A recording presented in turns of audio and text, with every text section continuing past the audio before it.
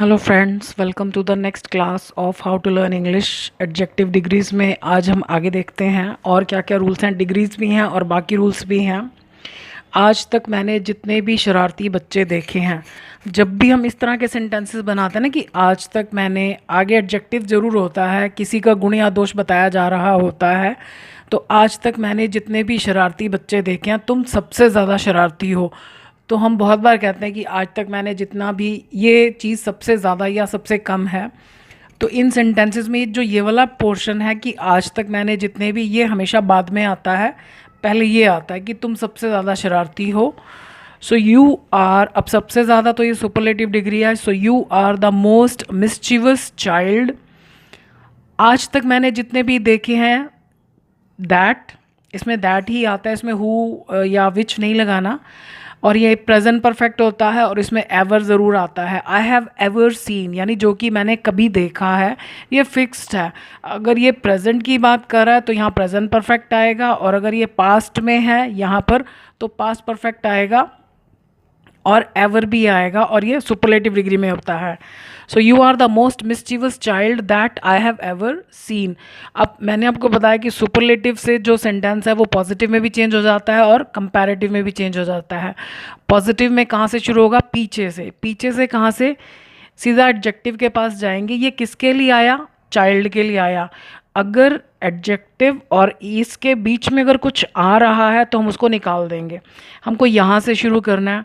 और मैंने आपको बताया था कि जब भी कोई सेंटेंस सुपरलेटिव से पॉजिटिव या कंपैरेटिव में जाता है तो ये, जिसके लिए ये एडजेक्टिव आया, इससे पहले दो शब्द ज़रूर लगते हैं। तो जब ये स्टार्टिंग में आएगा तो नो अदर, और ये सारा का सारा स्टार्टिंग में आएगा नो अदर चाइल्ड, क्योंकि ये सारा जो सेंटेंस है, क्लॉज रादर, ये इसके बारे में बता रहा है। तो ये इसके बारे में बता रहा है, तो जहाँ जहाँ ये जाएगा वहाँ वहाँ ये भी जाएगा, क्योंकि जिसकी विशेषता बता रहे हैं वो उसके साथ ही लिखी जाती है। सो नो अदर चाइल्ड, ये फिक्स्ड है, ये हमको लगाना ही लगाना है पॉजिटिव डिग्री में जब भी हम सुपरलेटिव से पॉजिटिव में आएंगे। So no other child that I have ever seen. अब ये that I have ever seen इससे रिलेटेड था। बेसिकली हमारा सब्जेक्ट क्या है? No other child. तो ये निकल गया क्योंकि ये सब्जेक्ट आ गया। अब यहाँ पर तो हमने यू की वजह से आर लगाया। नो अदर चाइल्ड के साथ क्या आएगा? इज़। अब हमको ये नहीं देखना कि सीन के साथ इज़ कैसे आ गया, क्योंकि सीन और इज़ का तो आपस में कोई रिलेशन ही नहीं है। ये that I have ever scene इस चाइल्ड की बात कर रहा है। सो इज़, उसके बाद अब हमको इसको पॉजिटिव डिग्री में चेंज करना है। तो पॉजिटिव में द भी नहीं आएगा, मोस्ट भी नहीं आएगा, एक एज आगे और एक एज पीछे एडजेक्टिव के। अब क्योंकि यहाँ पर नो लग गया है तो पहला वाला जो एज है वो सो में चेंज हो जाएगा। So no other child I have ever seen is so mischievous, उतना शरारती, एज जितने की कौन? यू। ठीक है, ये पॉजिटिव डिग्री होगी। अब कंपैरेटिव डिग्री सी से शुरू होती है, यानी अब हम इस सेंटेंस को सीधा ही रहने देंगे। पॉजिटिव में तो हम पीछे से शुरू करते थे, ये सीधा ही रहेगा। यू आर, द का कोई काम नहीं कंपैरेटिव डिग्री में। मोस्ट का क्या हो जाएगा? More. So you are more mischievous. अब कई बार हम क्या गलती करते हैं, मिसचीवस के बाद हम नाउन लगा देते हैं, यानी जिसके लिए ये वर्ड आया वो नहीं। कंपैरेटिव डिग्री में आपको क्या करना है? एडजेक्टिव के फ़ौरन बाद देन लगाना है। ये अगर नाउन हम लगाएंगे तो वो गलत हो जाएगा। देन, अब मैंने आपको बताया कि उस नाउन को लगाने से पहले दो शब्द ज़रूर लगाने हैं। देन किससे? तुम ज़्यादा शरारती हो, किससे? Than any other. Any other लगाना ज़रूरी है। अगर आपने ओनली एनी लगाया तो भी गलत हो जाएगा कि तुम किसी भी बच्चे से ज़्यादा शरारती हो, तो वो खुद भी तो बच्चा है। एनी अदर यानी किसी भी दूसरे बच्चे से, आगे जो है वो एज इट इज़ ही रहेगा, बस हमने सिर्फ चाइल्ड से पहले एनी अदर लगाना है। ये सब मतलब सब तरह के सेंटेंसेस पर ये रूल लागू होता है कि जब आपको कोई सेंटेंस सुपरलेटिव में दिया हुआ है उसको आप पॉजिटिव में चेंज करो या कंपैरेटिव में चेंज करो। एडजेक्टिव के बाद जो नाउन यानी जिसकी विशेषता बताई जा रही है उससे पहले दो शब्द आपको लगाने ही लगाने हैं। आज तक हम जितने भी लोगों से मिले हैं, तुम सबसे ज़्यादा आशावादी हो। तो पहले इसकी इंग्लिश होगी यू आर द मोस्ट, क्योंकि सुपरलेटिव डिग्री है ऑप्टिमिस्टिक, आशावादी। So you are the most optimistic person that, इसमें यहाँ दैट लगाना है।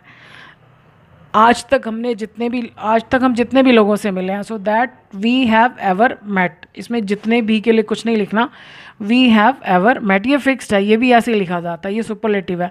अब पॉजिटिव कहाँ से शुरू होगी, पीछे से, यहाँ से। नो अदर पर्सन, यहाँ पर भी नो अदर लगाया था, नो अदर पर्सन। अब ये सारा का सारा क्योंकि पर्सन की विशेषता बता रहा है तो इसके साथ ही आएगा, that we have ever met. अगर आपके पास सब्जेक्ट कोई और है, अगर हमने दैट नहीं भी लगाया तो चलेगा, लेकिन यहाँ पर WH फैमिली नहीं लगाना, हु नहीं लगाना, हुम नहीं लगाना, विच नहीं लगाना, दैट लगाओ। और अगर आपके पास पूरा सेंटेंस है तो आप दैट बेशक ना लगाओ। So no other person, we have ever met या that we have ever met, ये कहाँ आया, सब्जेक्ट की जगह। तो सब्जेक्ट के बाद क्या आता है, वर्ब। तो नो अदर के साथ आर नहीं आएगा, इज। ऊपर वाले सेंटेंस को देखते जाएंगे ना तो आपको पता रहेगा कि अब क्या लिखना है। जैसे अब हमने सब्जेक्ट लिख लिया, सब्जेक्ट से रिलेटेड चीज़ें उसके साथ आनी थी वो लिख ली, उसके बाद मतलब ये निकल गया। अब इसके बाद इज़, उसके बाद इसका कोई काम नहीं, इसका भी कोई काम नहीं, इसके आगे एज, इसके पीछे भी एज। आगे वाले को हमने सो में चेंज कर दिया क्योंकि नो आ रहा है।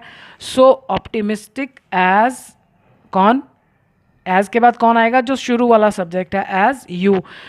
मीनिंग भी समझो, अगर हम ब्लाइंडली ऐसे फॉलो करेंगे जो मैं रूल बता रही हूँ तो कभी कभी मिस्टेक भी हो सकती है। So no other person that we have ever met is so optimistic as you.